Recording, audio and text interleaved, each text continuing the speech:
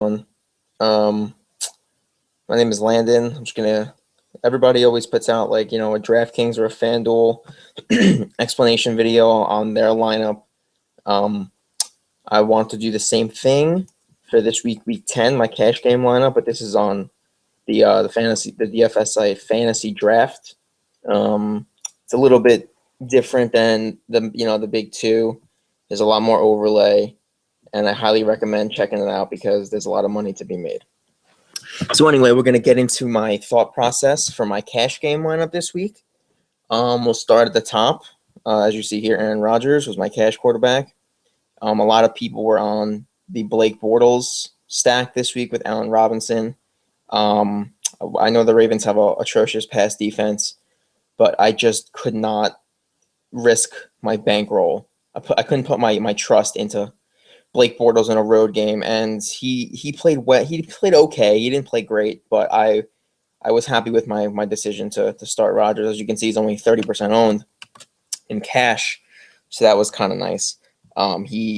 My thought process on that was the Lions are 31st in the DVOA against the pass. The Packers were 11-point favorites at home.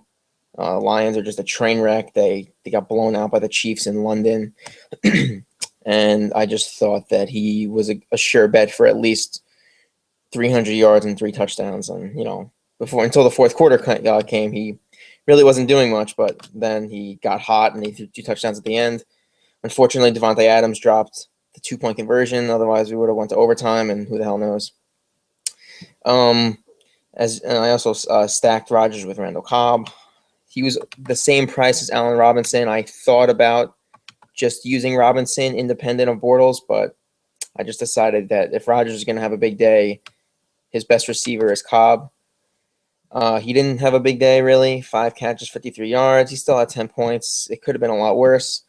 But overall, I'm not unhappy with my decision to go that route. You always look for, high implied point totals when you're selecting any player, obviously. And I just thought that Green Bay was a sure bet to score 4 touchdowns. But anyway, let's move on. I centered my lineup around Todd Gurley, as you can see, most people did. He had to be in my lineup. The good thing about Fantasy Draft is it always pays to pay up for running back and find mid-level receivers because the high-priced wide receivers usually cost way too much, and it affects the structure of your lineup in a way that I don't like. So I always like paying up for high-priced running backs on this website. That's where I liked Gurley a lot. Rams were, I think, almost a touchdown favorite at home. Gurley is a workhorse, as you can see here. He's been getting massive workloads. This whatever load. Yeah. Well, yes, they only had 12 attempts, but that's because they were getting blown out. But the thought process was there. 24 carries, 20, 19, 30, 19 in his last 5 games. Seemed like a no-brainer. The Bears' rush defense is DVOA is in the bottom 3 of the league. So he was a no-brainer. You had to get him in your lineup, but was not starting a cash team without Todd Gurley. And he scored a touchdown early. Thank God that saved his day. But, the Bears just came in and destroyed the Rams. Who could predict the NFL, really? Moving on, I also like DeMarco Murray a lot. His price on this site was relatively cheap. $12,000 is about a middling running back price. He's been getting a big workload lately as well. I liked him a lot in a home game against the Dolphins where the Eagles were big favorites. I think they were 6.5-point favorites, so I figured that he would see a nice size workload yet again. Miami's rush defense is not great. It's not good, but it's right in the middle. It's not horrible either. It's right there. I figured Murray would be able to have a good day. He didn't find the end zone. Ryan Matthews vultured his touchdown before he left the game with a concussion, but he still had a nice, multi-dimensional day here. 61 rushing yards, 6 catches, 58 receiving yards. So about 18 points. You'll take that all day. Stephon Diggs was relatively low priced, which is my thought process for getting him in my lineup. The Raiders got torched last week by Roethlisberger and the Steelers, and David Amerson and TJ Carey are not – well, TJ Carey is not bad, but David Amerson is absolutely horrible. I just thought that Diggs would play really well in this matchup.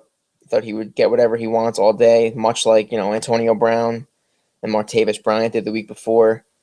He ended up having a very subpar day.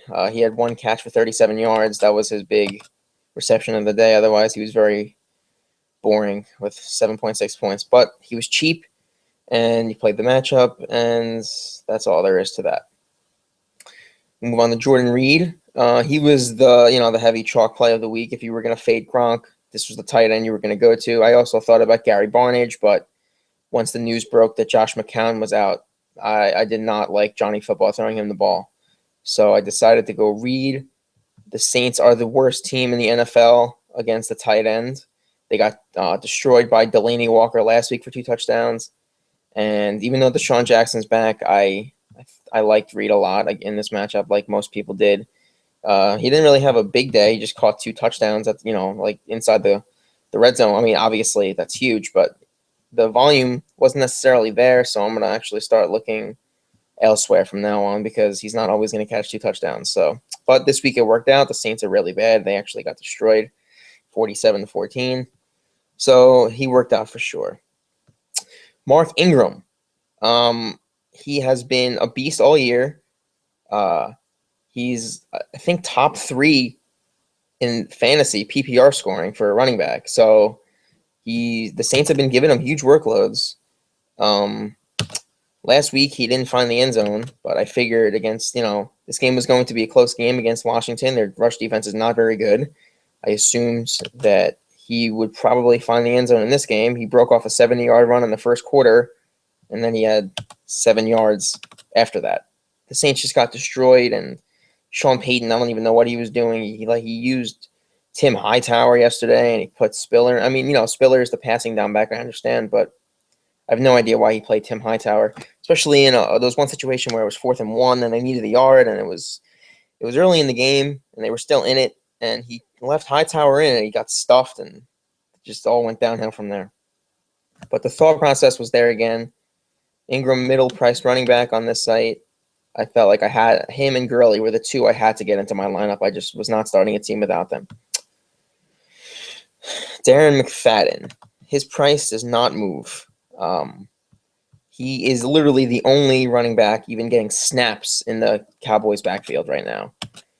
Joseph Randle got released a few weeks ago. The team does not like Christine Michael, or any team does not like Christine Michael, really. But look at these ridiculous workloads.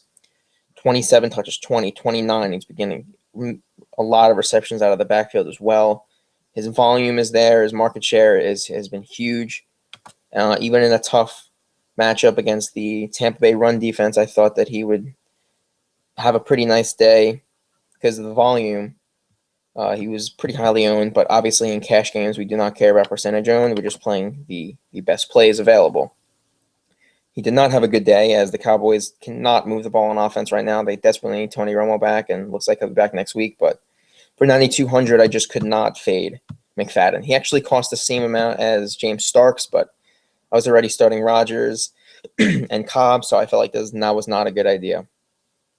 And then I usually fill in a defense with how much money I have left over. This week there was a few options you could have went. I was looking at Philly. Obviously, St. Louis was the big chalk play, and that did not turn out well at all.